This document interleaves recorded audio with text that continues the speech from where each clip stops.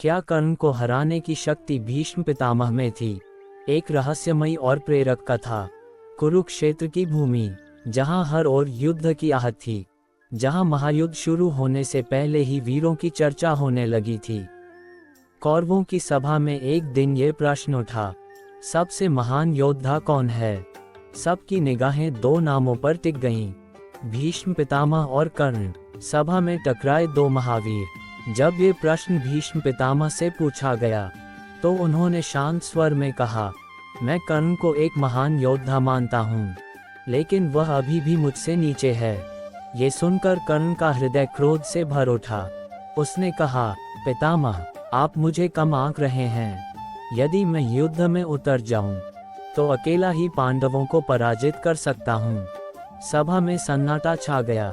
High voltage Bhishma का उत्तर।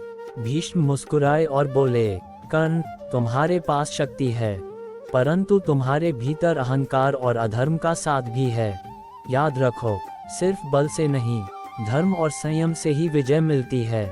ये सुनकर कर्ण और क्रोधित हो गया, और उसी क्षण उसने प्रतिज्ञा कर ली, जब तक भीष्म सेनापति रहेंगे, मैं युद्ध में भाग नहीं लूंगा। सच्चाई क्या थी? अब प्रश्न उठता है, क्या भीष्म कर्ण को हरा सकते थे? उत्तर है हाँ, लेकिन कहानी इतनी सरल नहीं है। भीष्म के पास था अद्वितीय अनुभव, दिव्य अस्त्रों का ज्ञान, इच्छा मृत्यु का वरदान। वहीं कर्ण के पास था अपार पराक्रम, दिव्य कवच और कुंडल जो बाद में त्याग दिए, अटूट संकल्प। लेकिन भीष्म धर्म के पक्ष में लड़ते थे, और कर्ण अधर्म के साथ खड़ा था।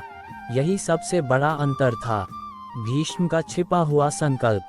कहा जाता है, भीष्म कभी भी पूरी शक्ति से कर्ण के विरुद्ध नहीं लड़ना चाहते थे, क्योंकि वे जानते थे कर्ण वास्तव में कुंती पुत्र है और पांडवों का ही भाई है। उनके हृदय में करुणा थी, और यही कारण था कि वे इस युद्ध को केवल कर्तव्य समझकर लड़ रहे थे, न कि व्यक्तिगत द्वेष से। अंतिम सत्य, यदि भीष्म और कर्ण आमने सामने आते, तो युद्ध भयंकर होता, लेकिन अनुभव, धैर्य और धर्म के कारण भीष्म के जीतने की संभावना अधिक थी।